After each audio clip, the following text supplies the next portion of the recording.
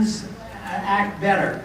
We certainly have a personal responsibility for ourselves and our children and our family, and we can work to improve people through our churches and our community. But once the federal government gets involved with improving our personal behavior, they cannot do it without the sacrifice of liberty. And that is what we have to stop.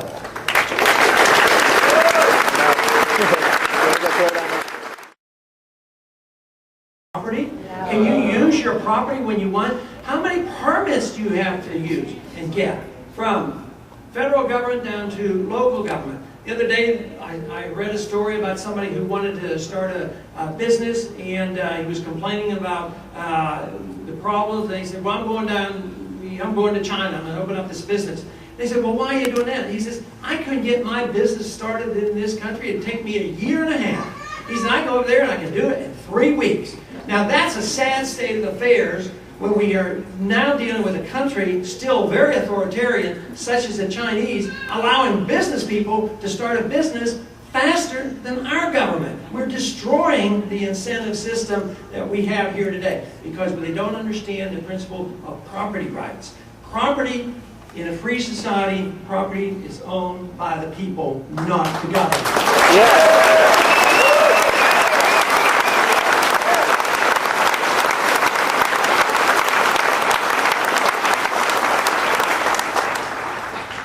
Free society permits us to take control of our own lives. The purpose of life ought to be to strive for virtue and excellence. That should be an ultimate goal. But when government decides that they're going to take over those goals and tell you how you're going to reach them, they do it only with the destruction of liberty.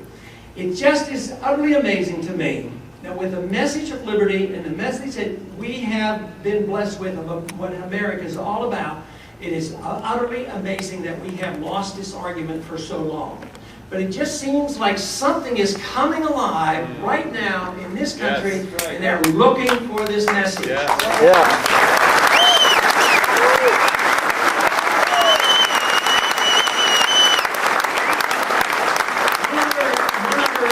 Emphasizes the difference about authoritarianism and liberty, and that is who it is that owns our life.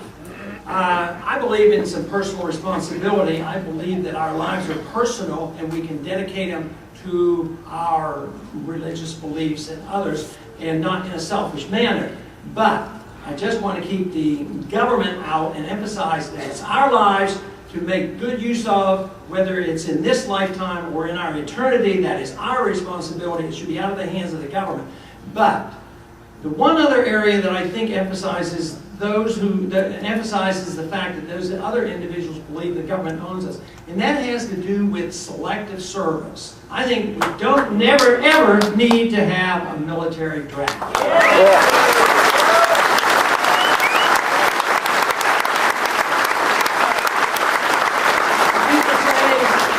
We have to be prepared. Well, let me tell you, if we were attacked in the true sense of the word, if somebody was invading this country, if our Second Amendment rights are still intact, believe me, I believe all Americans will fight. Yes.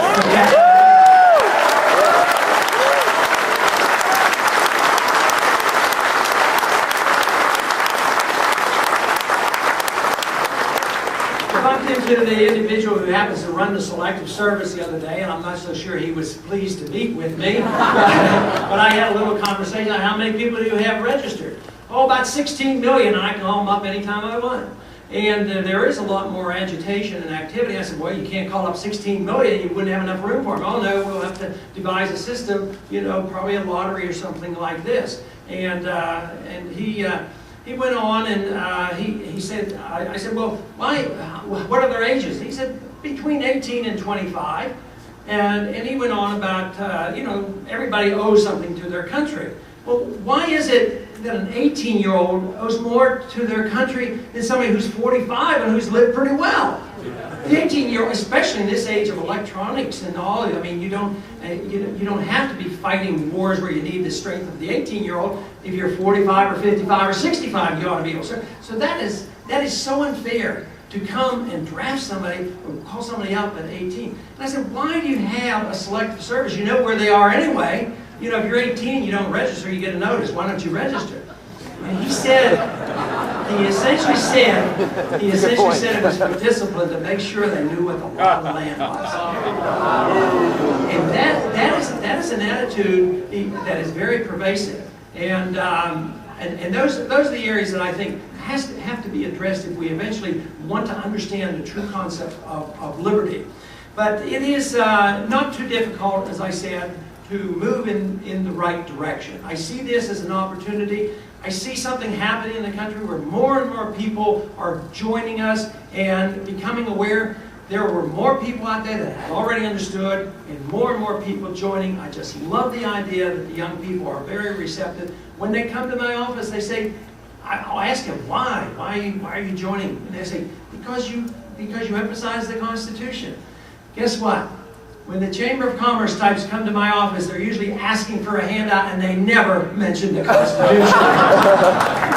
But young people are very aware of that, and this is good. This is very good. So it's a popular message, and we do know that it works, and that we're at a stage in our history where there's a tremendous amount of opportunity.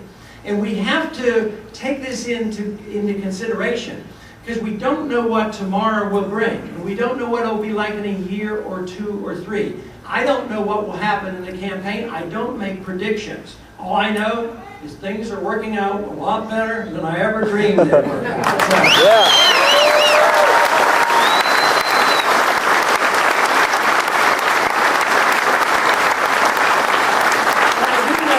Regardless of whether or not we can gradually turn this ship of state around and move it in a better direction, or we're going to wait for a greater crisis, I don't know that. But I do know one thing, that we need to be prepared, and we need to make the effort and understand the issues. The country, I believe, is going to get poorer.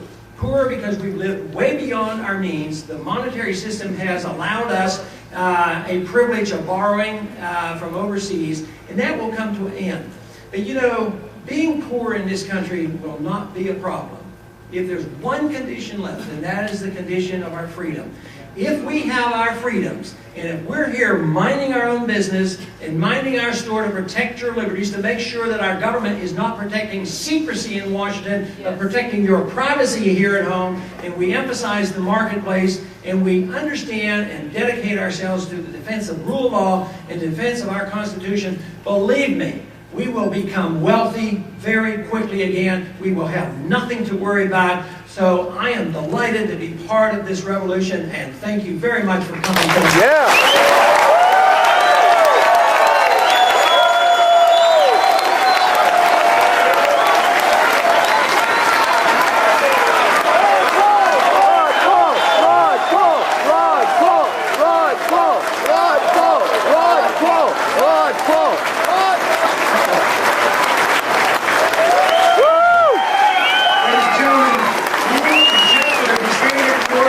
Reporting live from Ron Paul Revolution. Just finished up the press conference and got a standing ovation, as he always does.